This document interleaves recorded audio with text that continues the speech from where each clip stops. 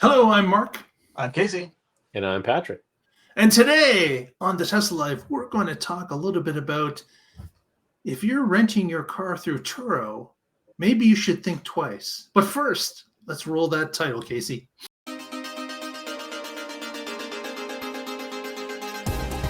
You're watching the Tesla Life Express!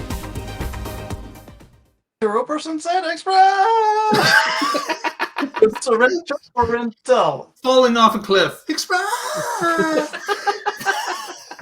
Thanks, everyone, for joining us. We really appreciate it. And we've got an interesting story that came up this week in the news. And this story concerns someone that was renting a Cybertruck through Turo and was just on their way home. And then something at their house, as they were approaching it, threw off some alarm bells. They actually saw a porch pirate running from their house into a waiting car on the street, and that car took off. But we've got even better. We've got a video of it, and Casey's going to bring it up, and we can all take a look together. Yes, Mark's got to reshare it one more time. We lined it up ahead of time, all pretty and ready for you, and then they decided to change how the program works. So okay. Well, you know what? I can just share it myself then. Let's go ahead and go to the share. But at least it's already on top. Here we go. There we go. So they're driving home in their Cybertruck that they've rented, okay? Okay. And they've coming up on a Model Y at the stoplight. They're about to turn onto their street. So first thing, oh look, a comrade, a Model Y. How nice. And the Model Y turns away from them, and boom, there is someone running from their driveway into a car waiting with the door open. Okay, so the Model Y. And then, of course, the acceleration of the Cybertruck happens, and they catch up to the person immediately. Yes. And look what happens. If it's a beast, it can teleport. They pushed him. They pushed him into an actual tree on the street with the Cybertruck. I'm not sure if they actually. I think the other car saw the Cybertruck coming and sped up, and then just hit the tree on their own. I don't think so. I don't think so. They certainly the Cybertruck. Well, they might have sped and kind of took the corner too short because they were speeding. But the Cybertruck did slam into the back of them once they bounced off the tree. Exactly. Yeah. Yes, it certainly did hit them. I'm just not sure if it hit them before or after the tree. Not that it really matters. Yeah, they hit after. You can see that they stopped moving and the Cybertruck was still going a little bit. And not like. I just admire this person's eagle eyes being able to turn on the street and immediately know he's being robbed, like right there. Right. Even if you saw somebody running from your house, how do you know that means that they stole something and you need to run them down? I'm not sure I would have done this. No. Even if I knew they were stealing something. If it's something expensive over $1,000 or whatever, I'm going to have signature required, so it wouldn't be sitting on the porch. Yeah. And then if it's something less than that, it's certainly not worth crashing a vehicle over. Or two. Yeah, someone else's vehicle. That's even worse. Right. Yeah. The vehicle I'm driving is what I care about. Who cares about the pirate's vehicle? Wow. Right. But the acceleration he sees right here, and he just puts it down, the lightning pedals to the floor, and all of a sudden he's on him. Yes. And you're right, Patrick. He skids out of control because he's going too fast for the corner. Yeah, he's probably accelerating hard, trying to lose the Cybertruck. Mm-hmm. And of course, good luck with that. He hits that tree square, and Cybertruck being that close clips his back end as well. He's like a kid playing driveway. Oh.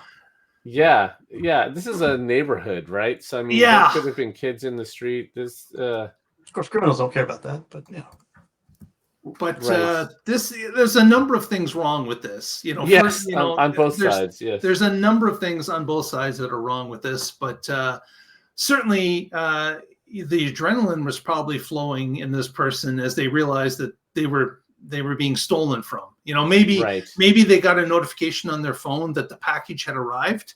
Right. And so they're anticipating something, and then notice this guy running from their driveway with a box, hops into the car, and then decides to follow a little bit too closely. Not, it's fine to follow somebody, but of course, speeding on a residential street, that's a no-no, because of course it's a nice sunny day. There could be kids out playing. And this car, again, they're the ones stealing, so they're trying to escape, and they're pressing into the accelerator hard, hit a tree, and the Cybertruck being too close, it of course mashes the back end. And then, right? Well, it's not their Cybertruck. It's a Turo. So do you have the picture after picture of the Cybertruck? Yes, I believe I do. I can. The other thing to be concerned with here in America, not so much other places that have guns, is Americans have guns and also tempers. So when you go chasing down an unknown criminal, even in a Cybertruck, be careful, because it's not bulletproof glass. They don't say that, and you have to hope they're using a 9mm or smaller for the doors to do anything for you. So. Yeah, so the rental Cybertruck is definitely going to need some repairs. See that and of course, if you know the deal with Turo is you can use your insurance, some of your insurance, or all of Turo's insurance to insure the vehicle when it's being rented out. But this person is going to figure out how good Turo's insurance is because, of course, they're indicating that their vehicle was making a sandwich with the burglar's car into a tree. But that would be upsetting if you own the Cybertruck. And then, they haven't had it very long. Exactly. Yeah. Now it's got a wreck. The other thing they had this nice wrap on it. Yeah. The other thing to look at this here is that if you are pursuing such an endeavor, most insurance companies in this country will not cover that unless you already had commercial insurance. And then you need an endorsement for the rental. But make sure you've got all your bases covered, and if you don't, go ahead and yes, it costs a lot more of your profits, but go ahead and take up Turo on their deal. But again, if you have agents, like if you're not just buy it online by yourself, shop it with an agent. They can find you a reasonable deal on it with proper coverage and quick recovery times. If you are DIY, then that's one time I actually do like middlemen, isn't it? But if you do DIY by yourself, direct to vendor, you need to then call them and make sure, hey, does this do what I think it does? And yeah, that's a good thing to do. And maybe before you say buy, because some of them won't let you back out or let you change it to the right thing. It depends on the place. Like my place, I can change it up all the time, and they keep me up for what I want. But in some places, we're like, oh, all right, in about 8 months, we'll change that for you. Whoa, I'm stuck. Yeah, make sure that you're aware of that, because of course, if a situation like this arises and you're renting on Turo, you definitely want to know your bases are covered. I would hate to have a vehicle that expensive that was just wrecked, and then at that point you figure out that, oh, maybe the insurance I have on the vehicle isn't going to cover me whole by the time it's repaired. So that is something definitely to keep in mind and confirm with your insurance company. Yeah, I would hate to have an EV so cheap that it's free under the used car program, and then still have something happen with it, because you're not just exposed to the damages. There's a lot more that people could try and come after you for when they try to find the money to make themselves whole after a situation like this. Yeah. I'm really curious what the rest of the story is. So what happened after that moment? Yeah, exactly. Did the guy jump out and have to chase two of them because they both took off in different directions? Don't know what the resolution actually was. Yeah, and I imagine we're hearing this from the owner, not from the burgled. That's right. Yeah, this post was made by the owner of the truck, and he's commenting about how he now has to deal with the repercussions of this particular accident / action that was taken with his vehicle. The renter also posted some Ring video footage of the stuff being stolen off of his porch. Okay, I like it when they participate and don't just return your car with a gunshot. And you're like, what's going on here? Our friend Sergio had that happen. They returned his Model 3 with a bullet hole. And he had to go back to the tape. Yeah. Well, that Patrick answers the question of how did he know something was being stolen? He could have got that mobily, or the person that was sitting in the passenger seat could have got it mobily and said, hey, our package just got stolen right now. That's true. Right. Why is it coming back? Yeah. That's not His passenger could have been watching the Ring footage and saw that. Yeah. So that's amazing. And again, from a couple of different multiple points being collected, we're not alone anymore. You may think you're alone, but you're being filmed by something or someone. So probably from multiple different angles.